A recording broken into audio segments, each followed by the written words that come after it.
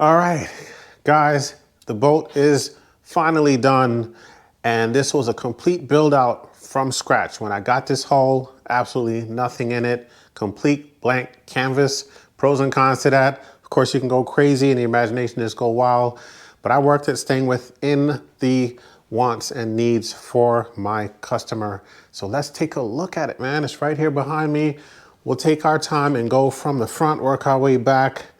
We've got the Tarova motor. This is a 24 volt, 80 pound, I believe. Up front, we've got the extension telescopic mount here for the front graph. It's a Garmin graph.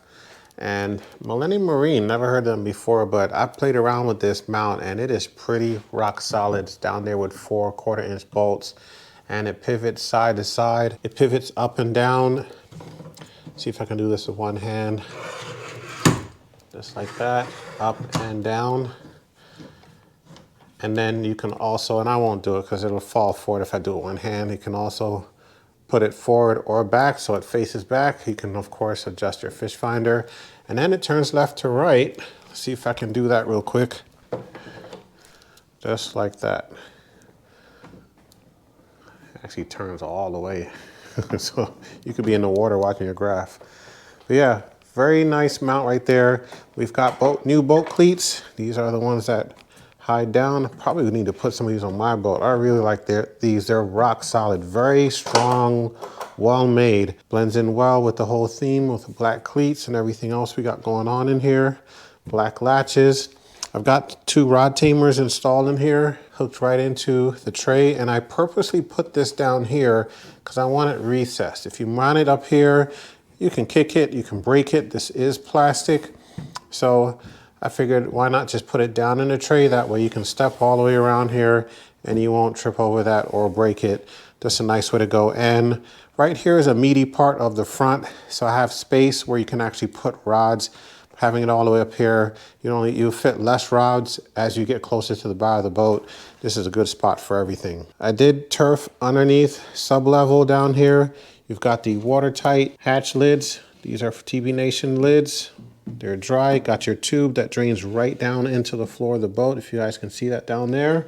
All of these are watertight, probably with the exception of this one. This one's original hatch that came with the boat. I just redid the lid, painted it up, made it look nice, added a lockable latch to it instead of a pull latch. And that was about it for the live well. Oh, I did put a light in there as well. You'll see that from the other side of the boat. But yeah, very good hardware, white cap, lockable latches on everything. And I love the way the turf came out underneath as well. Here, this is gonna be the biggest hatch for the front deck, accessing right underneath. And I strutted this one because of the additional weight. Don't need to strut these. They're very small lids and you can just rest them right on the gunnel. And you kind of want that. That way, if you're trying to get in here from outside the boat, you're not reaching over this and potentially damaging your hatch lid. So just go ahead and rest it back, reach in there, do whatever you need to do. But like I was saying, this is strutted, and you can see how I reinforced the pedestal seat mount underneath with 2 pieces of, I think this is 1 1/4 by 1 1/4 aluminum tube, all bolted in. This is never gonna come out. Super strong and very sturdy. Got your drain port as well. You can get a slight glimpse of some of the upright supports that I did put in here, especially the center of the boat where a lot of foot traffic will be. I got 4 supports underneath here. I also have some underneath here as well to support this lid. A lot of traffic and body weight will be right here, whether you're sitting in the seat or just walking around the front deck during the normal operation of the boat. Crack back open the live well. Like I said, got a light in there. Didn't do a whole lot to the live well. Live well is in really good shape too. This boat was very well taken care of. Actually, let's not go in here yet. That's very nice. I'll save that for last. I did put edge trim on here. I don't know if you guys saw that video. If you didn't, check the link at the top of the screen for that. Edge trim is a nice way to edge off the 2 points where the turf meets. You've got your top for your deck and your sidewall where the turf would normally butt up together. This is a super duper good way to go. Highly recommend it for anyone. It protects your edges, protects the turf from peeling back or just being damaged over time and heavy use. I went with door guard there, did 2 different versions of how to treat your edges. Just did a slight overhang and edged it with door guard and turfed on the door guard and left a little accent edge there as well to protect the edges along. So got your edge trim, you've got your overhang with door guard, 2 great ways to go. I said I was going to do a video during this series on that, but it's so quick and easy.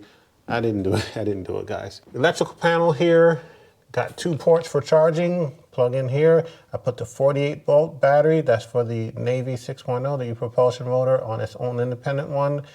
And then the other 2 batteries, which I'll show in a second, are on that lower port. And here are my switches. Everything is labeled up nicely. And my master switch right there controls everything for the house. And the fish finders. Decided to leave this wall bare to give an accent. And that's one other thing you want to do, guys, if you're turfing your side walls. It can get a little bit busy looking. So to have all 4 sides of your cockpit, you can do it that way. You can turf it. Turf everything can be a bit busy. It's nice to have a little accent wall, or you could even accent all 4 walls within here. That also looks cool. And obviously I did turf everything. This is HydroTurf, cut groove camo. This is blue camo, and made sure that all the lines of the groove matched from front all the way to back. Got your rear pedal-assist seat mount. Everything is cut out nicely for that. Painted that black just to match the theme of the boat. This is the rear fish finder right there, coming through on a grommet. At the rear of the boat, we'll have this big seat right here. This very nice plush seat. Let's see if I can get it open for you. I mean, look at that, guy. Still got the tag on it and everything. We do have a matching seat for this up front. I'll put that in the boat in a second.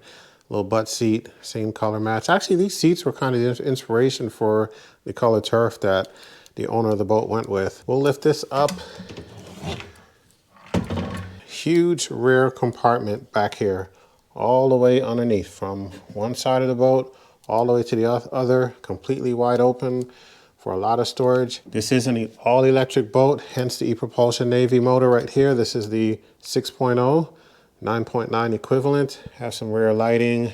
This is an access panel. I had cut out the rear bench to be able to put super duper strong supports for this base. Did a video on that as well. Link at the top of the screen, guys, if you ever want to know how to create a DIY super strong support for your seats. Check out that video, linked at the top of the screen. It's really important to support your seats very well, like super duper do it, else it will not last long. Just think of all the body weight and the leaning and the excitement of catching fish or what have you, or running the boat. It takes a lot of weight, and it's a lot of unbalanced weight. You want to make sure you invest a lot of time into your seat bases. So that's why I have this panel here, just painted it black, screwed it back in. If you ever need to get under here, you can just take these screws out. Master power right here for the e-propulsion motor. And my conduit is somewhere back there, guys. Let me see if I can get a light. Back there, you do have the conduit. See if I can get the camera in there as best as possible. I've got 2 conduits running from the rear of the boat. The bottom has all powered leads, and then the top conduit, if you can see it, is for the transducer. I intentionally installed 2 conduits. That way we keep the transducer separate from the power cords and all that stuff. It's just the best ideal way to go to try to eliminate any kind of potential interference in the readout of your fish finder screen. Big bilge pump, we just got 1 in here. It does have the auto switch on it as well. So if water comes in the boat and you don't know it, it will kick in on its own. And transom mount coverage right here to protect the transom. Funny story behind this. This was actually too small by about 1/8 of an inch, too narrow to fit over this transom. I tried and tried and tried, and then ended up cutting it right down the middle and welding it back together to size for this. So pretty proud of this. I mean, it came out really good and smooth. Took about 4 hours to complete that from start to finish. That's all the prep work to all the final sanding and whatnot, but very much worth it to help protect the transom. Got your motor on here. This boat will be used on electric only reservoirs, hence the e-propulsion motor. I gotta put the prop on, but brand new, spanking. I left the sticker on for the owner of the boat to be able to peel that off himself. You know how that's fun, guys. Can't leave that out. But yeah, Drop some turf at the bottom. One for a little accent too, just to protect this. You know, back here gets beat up. The paint will be chipped up in no time, but put some turf on here to protect the bottom of the boat and add a little flavor. I like how that came out. I left the openings for the actual water drainage to happen. So that's why that's like that. Same color matching seat, front to rear.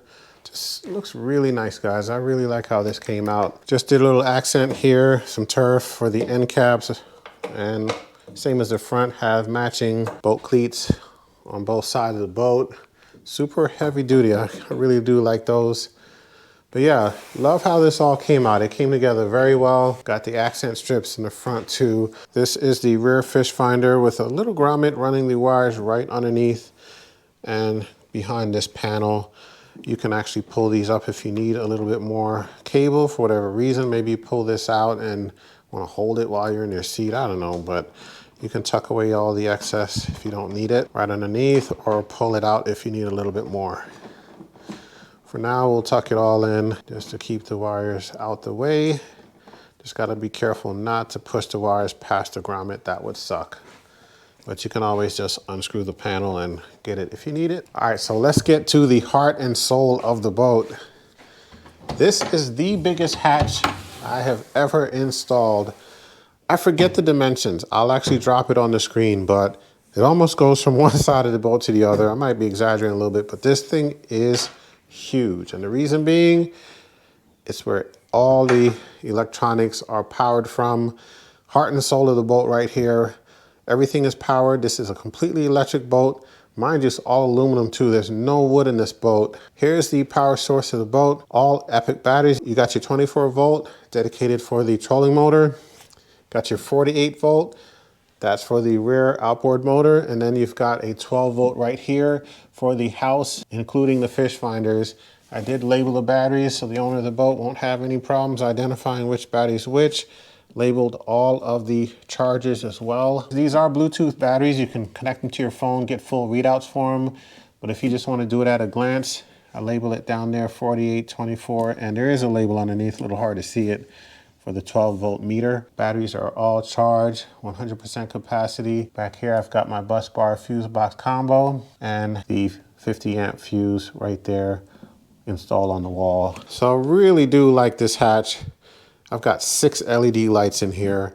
I mean, this hatch is my little personal little joy right here. I love opening this thing up and looking at it. Strategically put this dead center in the boat.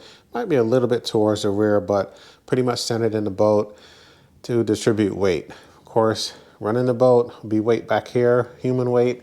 You've got the motor as well.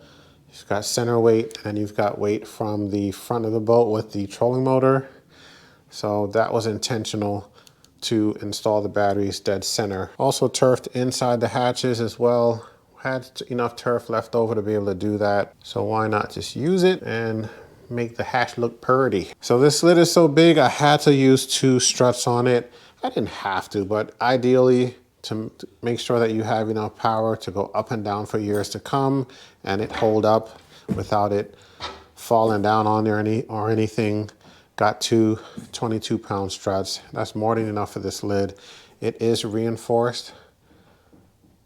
That was done TB Nation Midwest. Nate's team did a great job on this hatch lid. This is a custom size. This is not the standard size that's sold. Had to double latch it because of the size of this lid. That's more so for opening and closing it. Be able to grab both sides and just pull up with 2 hands. It is not that heavy because of the struts. So I'm literally doing it with 1 hand.